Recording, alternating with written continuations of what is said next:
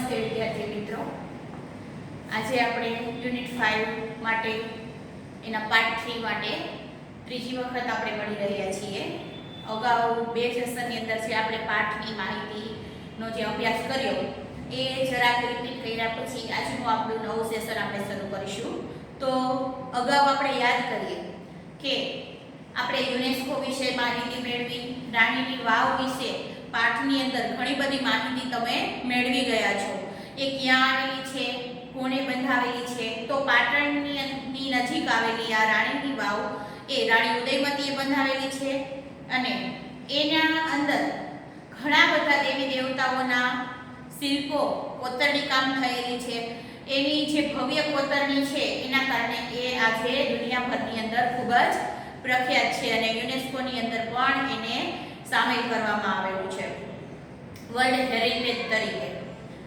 એ કેવા કેવા દેવી દેવતાઓના ત્યાં શિલ્પો જોવા મળે છે, એમાં ખાસ કરીને વિષ્ણુ ભગવાનના અલગ અલગ અવતાર અને અલગ અલગ મુદ્રામાં, ગૌરી માતાના 12 જે સ્વરૂપ છે એનો ઉલ્લેખ કરવામાં આવેલો છે. એ સિવાયના ઘણા બધા એવા દેવી દેવતાઓ છે જેમના શિલ્પો પણ અહીંયા જોવા મળે છે. એનાથી આગળ જે રેર જોઈ શકાય, જોવા મળતા હોય એવા દેવતાઓના જે ચિત્રો છે એ પણ અહીંયા આપણને જોવા મળે છે. એ તદુપરાંત 300 જેટલા અપ્સરાઓના શિલ્પો બનેલા છે.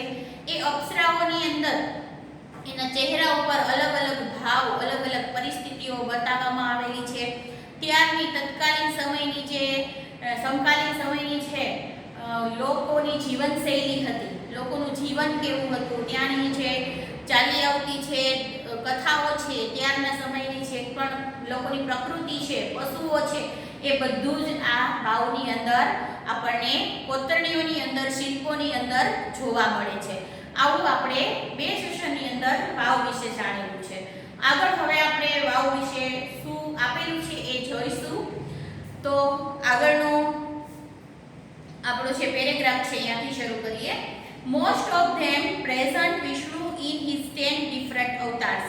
મોસ્ટ ઓફ ધેમ, મોટા ભાગના જે શિલ્પો છે એમાં વિષ્ણુ એના 10 અવતારની અંદર એની મૂર્તિઓ અથવા તો એના શિલ્પો બનાવેલા છે. 10 અવતારમાં વિષ્ણુ ભગવાનના ઘણા બધા અવતાર છે, આપણને ખબર છે. એના વિષ્ણુ ભગવાનના જે 10 અવતાર છે એ 10 અવતાર અહીંયા આપણને જોવા મળે છે. The most attractive sculptures are those of.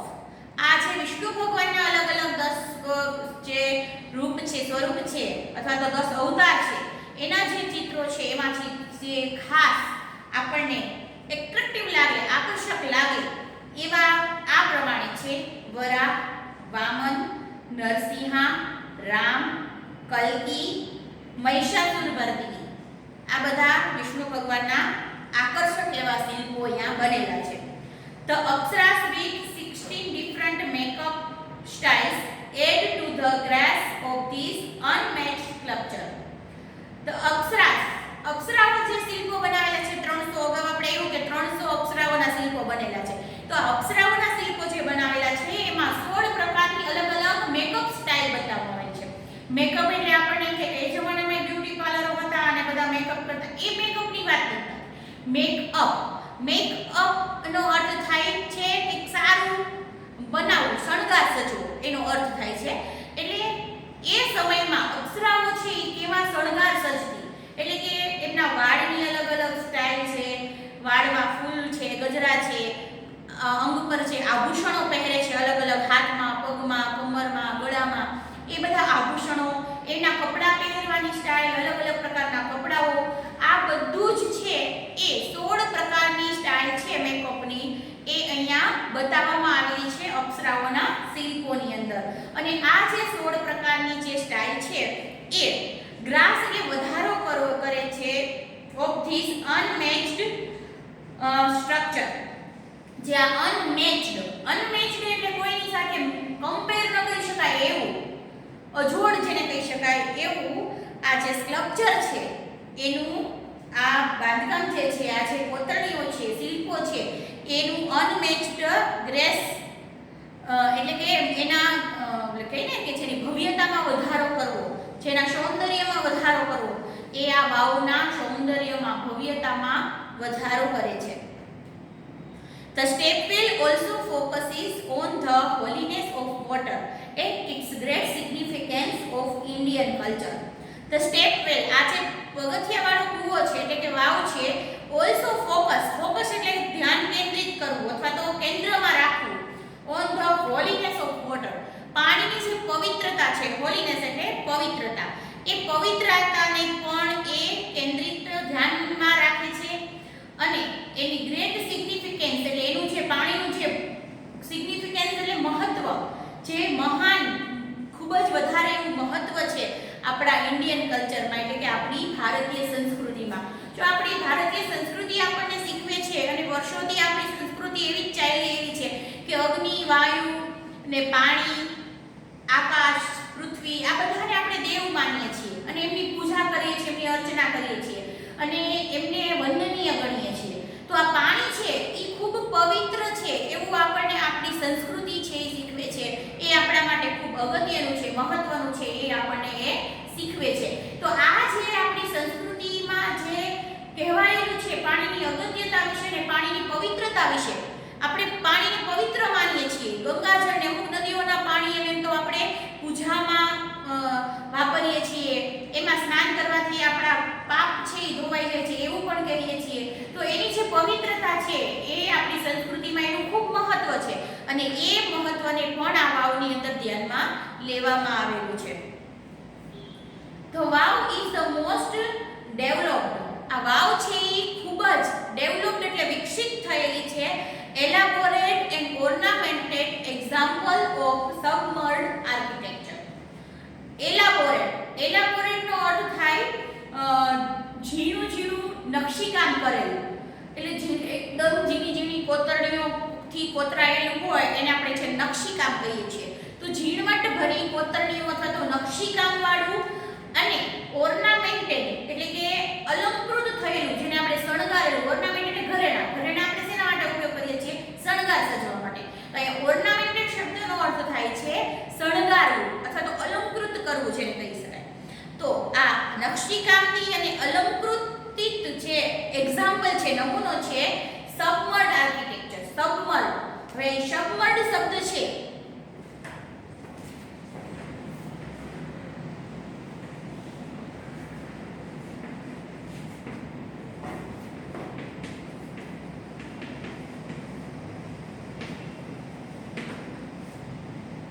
પાણીમાં ડૂબેલું. હવે આપણે સબમરીન શબ્દ તો તમે સાંભળ્યો છે. સબમરીન શું કામ એનું નામ છે? કારણ કે એ પાણીની અંદર ડૂબેલું રહે છે એટલે આપણે એનું નામ સબમરીન પાડ્યું. કારણ કે સબમર્ડ ઇંગ્લિશની ભાષામાં સબમર્ડનો અર્થ થાય છે પાણીની અંદર ડૂબેલું. તો પાણીની અંદર ડૂબેલું આ આર્કિટેક્ચર એટલે સ્થાપત્ય છે. કારણ કે વાવ છે એની અંદર પાણી ભરાઈ જાય અને પાણીથી ભરેલી હોય એટલે આ જે બધું જે કોતરણીઓ છે, શિલ્પો છે, જે કંઈ પણ છે એ તેમાં આવી જાય છે પાણીની નીચે, એટલે કે પાણીમાં ડૂબી જાય છે. એટલે એમ કે છે પાણીમાં ડૂબેલા આ નકશીકામ અને અલંકૃત થયેલું આ એ એક્ઝામ્પલ છે, ઉદાહરણ છે અને ખૂબ જ વિકસિત એવું ઉદાહરણ છે. એક તો તંત્રજ્ઞાનની દ્રષ્ટિએ વિકસિત થયેલું છે, બીજું નકશીકામ અને અલંકૃત થયેલી આ વાવ છે. It sings the glory of development of stepwell in India. It sings, આ વાવ છે એ sings એટલે ગાય છે, glory એટલે ગાથા.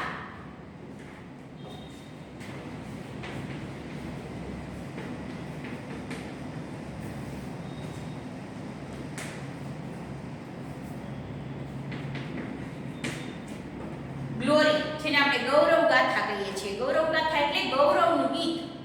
તો આ ગૌરવનું ગીત ગાય છે ડેવલપમેન્ટ ઓફ સ્ટેપવેલ. ડેવલપમેન્ટ એટલે વિકાસ અને સ્ટેપવેલ એટલે વાવ.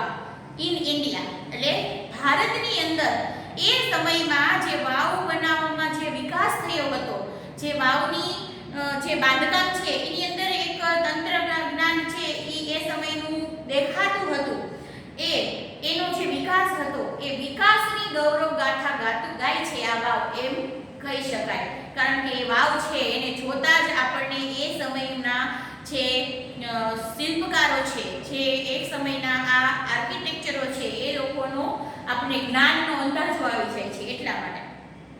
એ આપણું ઇન્ડિયા માટેનું ગૌરવ છે, એની ગૌરવ ગાથા ગાય છે આવા. This Vav is a large and complex type of step well.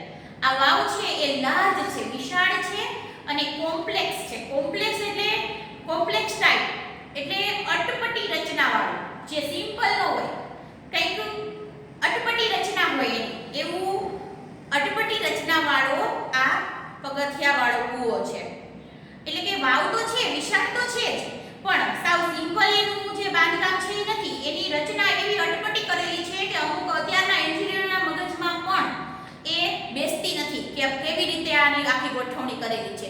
તો એ એક આપણે કહીએ ને કે એક કોમ્પ્લેક્સ ટાઈપ એટલે કે એક જે અટપટું હોય, એકદમ અઘરું હોય સમજવામાં એવી રચના છે. It has ornamented panels of sculptures. It has ornamented એટલે અલંકૃત કરેલી અને panels એટલે તકતીઓ of sculptures.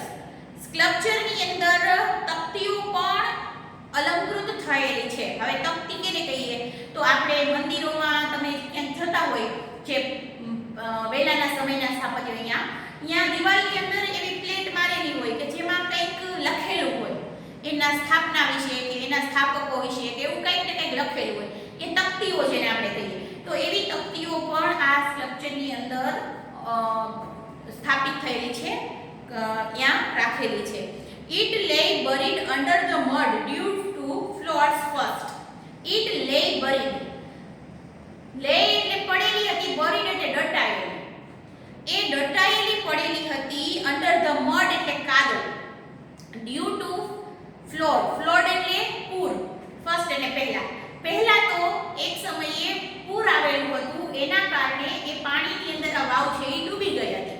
અને ડૂબી ગઈ એના કારણે એ મડ કાદવની અંદર એ દટાયેલી એમને રહી હતી. એન્ડ ધેન અને પછી vanish of the river Saraswati, અને પછી સરસ્વતી નદી છે એની અંદર એ વેનિશ એટલે અદ્રશ્ય થઈ જવું અથવા છુપાઈ જવું, એની અંદર છુપાઈ ગઈ હતી. એટલે કે પહેલાના સમયમાં જ્યારે આ વાવ હતી જે જગ્યાએ કોઈ કારણસર સરસ્વતી નદીમાં પૂર આવ્યું હતું અને એ પૂરમાં પાણીમાં આ વાવ છે એ ડૂબી ગઈ હતી. ડૂબી જવાને કારણે એમાં કાદવ કીચડ છે એ લાંબા સમય સુધી પાણીમાં અને કાદવમાં ડૂબેલી રહી, અને અમુક સમયે નદીના પ્રવાહ બદલતા હોય, નદીની જગ્યાઓ બદલતી હોય, એમ સરસ્વતી નદી છે એની ઉપર ફરી વળી હતી. એના કારણે એ પાણીની અંદર વર્ષો સુધી, જો કેટલો સમય કહે છે તો it was hidden under the layer of silt for almost 7 centuries. It lay buried એ પડેલી રહી હતી. It was hidden એટલે છુપાયેલું રહેવું. silt નો અર્થ થાય છે કાદવ, આગળ મડ શબ્દ આવ્યો અને silt શબ્દ બે છે સિમિલર છે, બેનો અર્થ થાય છે કાદવ. તો આ કાદવની અંદર 7 સેન્ચુરી, જો 700 વર્ષ સુધી એ દટાયેલી રહી હતી. આ કઈ ઓછો સમયગાળો ન કહેવાય. 700 વર્ષ વીતી જાય, આગળની પેઢીને ખબર ન હોય કે અહીંયા કંઈક વાવ હતી, એવું કોઈને ખબર પણ ના હોય ને કોઈની પાસેથી વાત પણ ન સાંભળી હોય. કારણ કે એટલા વર્ષો પહેલા વાવ દટાઈ ગયો તો કદાચ 1 સેન્ચુરી કે 2 સેન્ચુરી સુધી લોકોને એકબીજાની પેઢી દ્વારા વાતની જાણ હોય કે અહીંયા કંઈક આવી વાવ હતી. પણ એટલી બધા સમય વીત્યા પછી કોઈને એવો આઈડિયો પણ ન હોય કે અહીંયા આ જગ્યાએ આવી વાવ હતી. લોકો એ વાવ વિશે ભૂલી ગયા હતા, કોઈને પણ ખબર નહોતી. તો આ વાવ છે એ સરસ્વતી નદીની અંદર ડૂબી ગઈ અને એની ઉપર નદી ફરી વળી અને 700 વર્ષ સુધી એની અંદર ડૂબેલી રહી. The archaeological survey of India, જેને આપણે ASI કહીએ છીએ, આ ASI શું છે તો એનું ફૂલ ફોર્મ તમને આમાં આપેલું જ છે કે આર્કિયોલોજીકલ સર્વે ઓફ ઇન્ડિયા.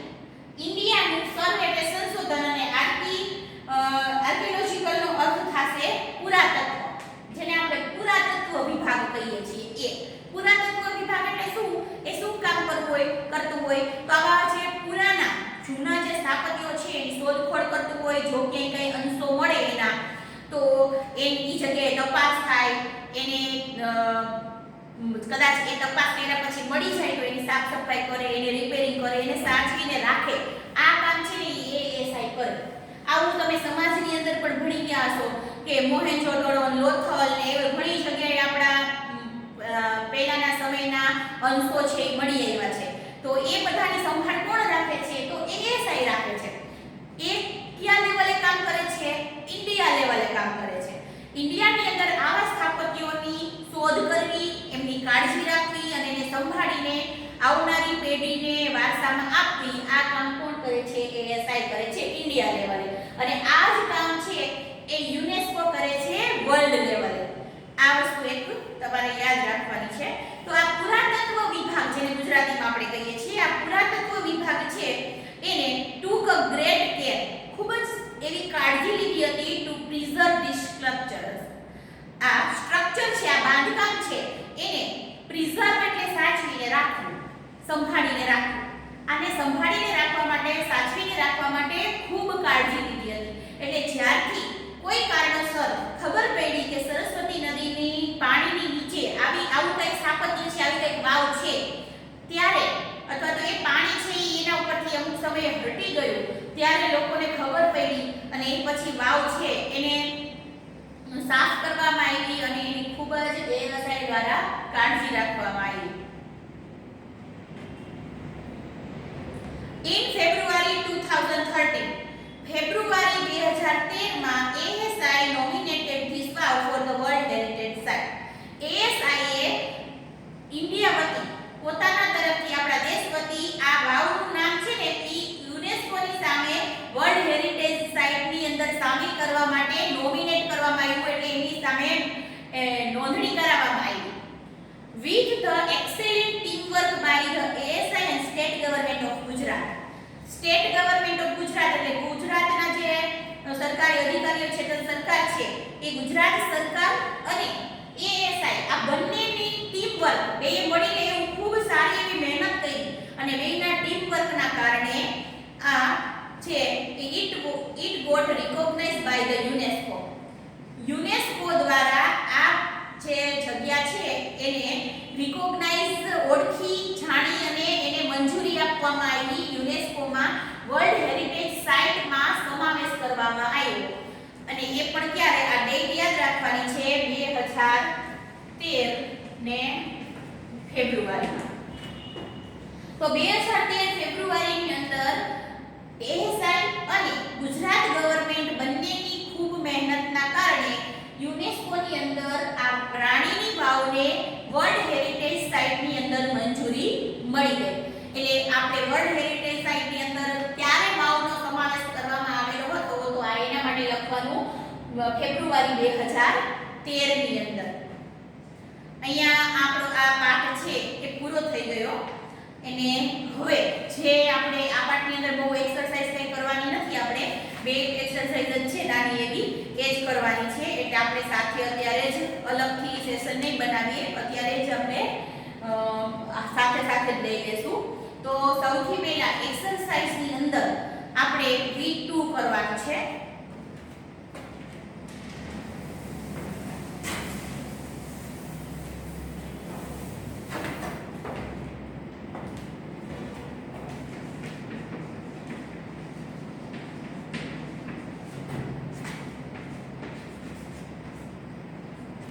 હવે V2 જુઓ, તો V2 ની અંદર તમને એક પેરેગ્રાફ આપેલો છે, જેમાં ખાલી જગ્યાઓ આપેલી છે, ઉપર ઓપ્શન આપેલા છે.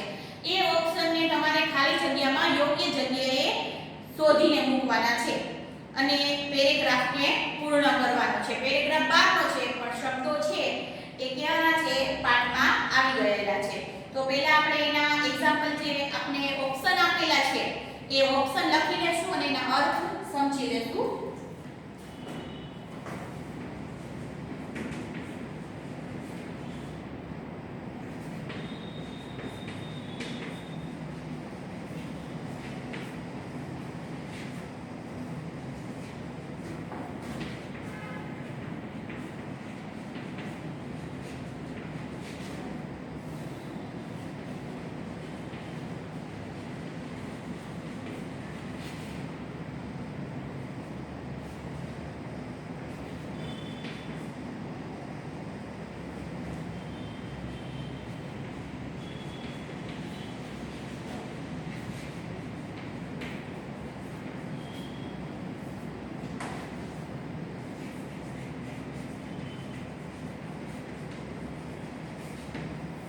અહીંયા આપણને આટલા V2 ની અંદર ઓપ્શન આપેલા છે. સૌથી પહેલા આપણે એના અર્થ સમજી લેશું. પાઠમાં આપણે સમજેલા જ છે છતાં પણ રિપીટ કરી લેશું એક વખત. હેરિટેજ એટલે સાંસ્કૃતિક વિરાસત, સ્કલ્પચર એનો અર્થ થાય શિલ્પ, લેન્ડ એટલે મિશ્રણ, આર્કિટેક્ચર એટલે તંત્રજ્ઞાન, ઓર્નામેન્ટેડ એટલે અલંકૃત કરેલું અથવા શણગારેલું, કન્સ્ટ્રક્શન એટલે બાંધકામ, ડિઝાઇન એટલે રચના અને એન્ચેન્ટિંગ નો અર્થ થાય મનમોહક અથવા તો મંત્રમુગ્ધ કરી દે એવું. હવે આપણે પેરેગ્રાફ જોતા જઈશું જે ફતેહપુર સિક્રી વિશે આપેલો છે. તો એની અંદર વાંચતા જઈશું. The world ખાલી જગ્યા site of Fatehpur Sikri is located about 39 km from Agra in UP. UP ની અંદર આગ્રાથી 39 કિલોમીટર દૂર આવેલું આ ફતેહપુર સિક્રી છે એ વર્લ્ડ ખાલી જગ્યા સાઇટ છે. તો વૈશ્વિક સાંસ્કૃતિક વિરાસત હેરિટેજ સાઇટ છે ને, તો એને પહેલી ખાલી જગ્યાની અંદર શું આવશે? Heritage. The city is about 3 mile long and 1 mile wide. આ સિટી છે ઈ 3 માઇલ લાંબુ અને 1 માઇલ પહોળું છે. Built with red sikri stone, અને રેડ લાલ રંગના સિકરી પથ્થરોથી આ બંધાયેલું છે આખું શહેર. The city is ખાલી જગ્યા ઓફ ઇસ્લામિક એન્ડ હિન્દુ ખાલી જગ્યા સ્ટાઇલ. આ વાક્યમાં બે ખાલી જગ્યા છે. The city is ખાલી જગ્યા ઓફ મિશ્રણ છે ઇસ્લામ અને હિન્દુનું. તો મુસ્લિમ અને હિન્દુનું બેનું મિશ્રણ છે. તો બીજાની અંદર શું આવશે? બ્લેન્ડ છે, મિશ્રણ. અને એ પણ હિન્દુ અને મુસ્લિમનું ખાલી જગ્યા સ્ટાઇલ. તો કેવી સ્ટાઇલ? તો આર્કિટેક્ચર તંત્રજ્ઞાનની રીતે એનું જે આખું સ્ટ્રક્ચર છે, બાંધકામ છે, એને જોતા એ આર્કિટેક્ચરની એ બંનેના મિશ્રણની સ્ટાઇલ છે. તો અહીંયા આર્કિટેક્ચરમાં શું આવશે? ત્રીજું. The sandstone એટલે રેતીના પથ્થરો જે છે, રેતાળ પથ્થરો throughout the city આખા સિટીની અંદર has excused નો અર્થ થાય ઉમદા, ખાલી જગ્યા એન્ડ ઇન્ટરલેક્ડ ડેકોરેટિવ ખાલી જગ્યા. એ ઉમદા ખાલી જગ્યા છે. અને તો ઉમદા કેવું છે? એ સ્કલ્પચર છે, શિલ્પ છે, ઉમદા શિલ્પો છે જેની અંદર. તો સ્કલ્પચર શિલ્પ છે ઉમદા, એ ઇન્ટરેટેડ ડેકોરેટિવ ખાલી જગ્યા. એની અંદર એક ડેકોરેટિવ ખાલી જગ્યા બનાવેલું છે. તો ડેકોરેટિવ એમાં શું આવશે? ડિઝાઇનો બનાવેલી છે, ડેકોરેટિવ રચનાઓ છે. એટલે આની અંદર આવશે ડિઝાઇનની અંદર 5. The planning and ખાલી જગ્યા of the world city took 15 years. Planning અને એનું ખાલી જગ્યા એ આખા સિટીમાં 15 વર્ષનો સમય લીધેલો હતો. તો પ્લાન અને એનું બાંધકામ બે છે. તો અહીંયા બાંધકામ માટે કયો શબ્દ આવશે? કન્સ્ટ્રક્શન. એટલે છઠ્ઠામાં આવશે કન્સ્ટ્રક્શન. It is an ખાલી જગ્યા પ્લેસ ટુ વિઝિટ. એ ખાલી જગ્યા પ્લેસ છે વિઝિટ માટેનો. તો કેવો આવે? ઇન્ચેન્ટિંગ, મનમોહક પ્લેસ છે. તો એટલા માટે સાતમામાં શું આવશે? મોહક. અહીંયા આ એક ઓપ્શન છે એ વધારાનો છે, એ આવતું નથી. આવી જ રીતે આપણે V3 જોઈશું. આપણે આ V2 જોયું, હવે V3 જોશું. V3 ની અંદર વિરોધાર્થી શબ્દ ઓપ્શનમાંથી શોધીને તમારે લખવાના છે. તો V3 માં પહેલો શબ્દ છે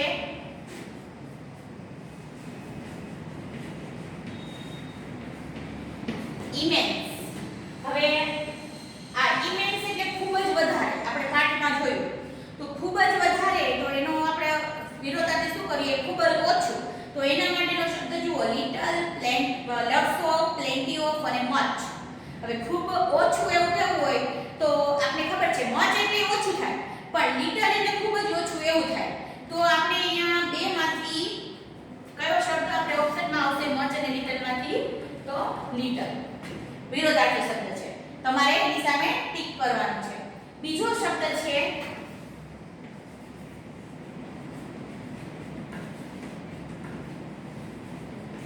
મેગ્નિફિસન્ટ એટલે ભવ્ય. હવે ભવ્ય હોય તો સામે ખરાબ એવું કેવું જોઈએ ને. તો ખરાબ માટે જો બેડ, બ્યુટીફુલ, અગલી કે હેપી. બેડ એટલે ખરાબ થાય, બ્યુટીફુલ અને હેપી તો ઓપ્શન આવતા જ નથી, પણ અગલી એટલે ગંદુ થાય. તો મેગ્નિફિસન્ટ એટલે ખૂબ જ ભવ્ય, ખૂબ ખૂબ જ સુંદર, ખૂબ જ ગંદુ કેવું હોય તો કયો શબ્દ વધારે બંધ બેસશે? અગલી.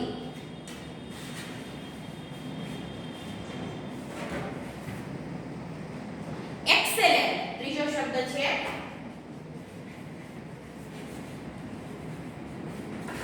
એક્સેલેન્ટ એટલે અતિ સુંદર, અતિ સારું. અને હવે એના સામેના ઓપ્શન જુઓ. સ્કેર્સિટી એટલે અછત થાય, એક્સેપ્શનલ એટલે બાકાત થાય, કન્સિડર એટલે ધ્યાન આપવું અને ઇમ્પરફેક્ટ એટલે અધૂરું, પરફેક્ટ ન હોય એવું. તો એક્સેલેન્ટ આપણે કેને કહીએ? ખૂબ જ સારી રીતે કાર્ય થયેલું હોય એટલે એક્સેલેન્ટ વર્ક કહીએ, અથવા તો કોઈ પણ સારું અતિશય સારું હોય એક્સેલેન્ટ કહીએ. હવે એના વિરુદ્ધમાં જે પૂરું ન હોય, અધૂરું પધૂરું હોય એને કેવું કહીએ આપણે? ઇમ્પરફેક્ટ કહીએ. તો આના ઓપ્શનમાં વિરોધાર્થીમાં કયો હશે? ઇમ્પરફેક્ટ. હવે ચોથું છે છેલ્લું,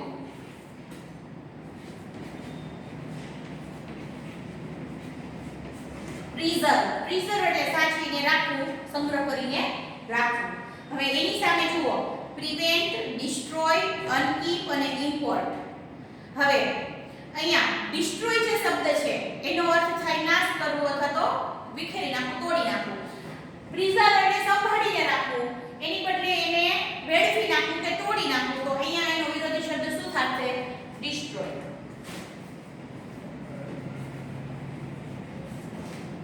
આ હતું V3. હવે તમારે આજના હોમવર્કની અંદર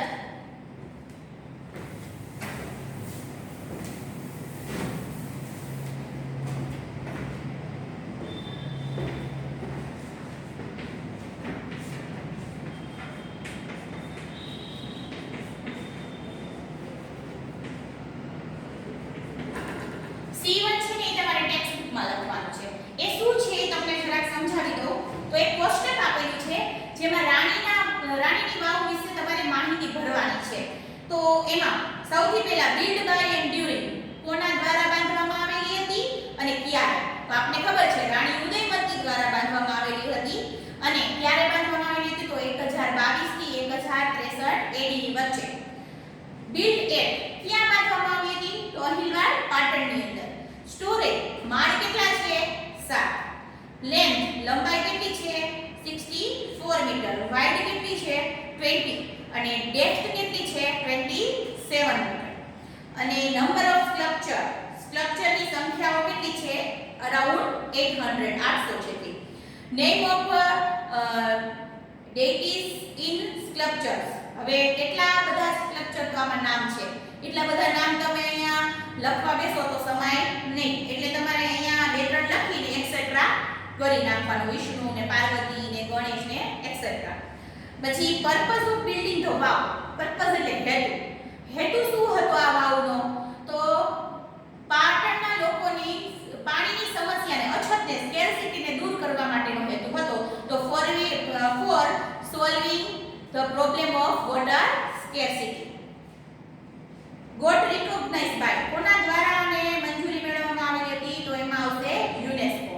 તો આવી રીતે તમારે આ ટેબલ છે એ જાતે ટેક્સ્ટ બુકની અંદર કરવાનું છે. અને હવે પાકી બુકની અંદર C2 જે ક્વેશ્ચન આન્સર છે એ તમારે પેન બુકમાં લખવાના છે. આજના હોમવર્કમાં C1 જે તમારું છે એ ટેક્સ્ટ બુકમાં અને C2 છે એ પાકી બુકમાં લખવાનું પ્રશ્ન જવાબ. ઉપર તમને C2 ની ઉપર C1 માં એક પેરેગ્રાફ માટેની જગ્યા આપેલી છે. એ પેરેગ્રાફ નથી લખવાનો, માત્ર આ એક કોષ્ટક જ લખવાનું છે. તો આજ અહીંયા આપણે 5મું યુનિટ છે એને પૂરું કરીએ છીએ. આગળ નવા પાઠ સાથે અથવા તો આગળના નવા સેશનમાં આપણે નવા ટોપિક સાથે મળીશું. ત્યાં સુધી બાય.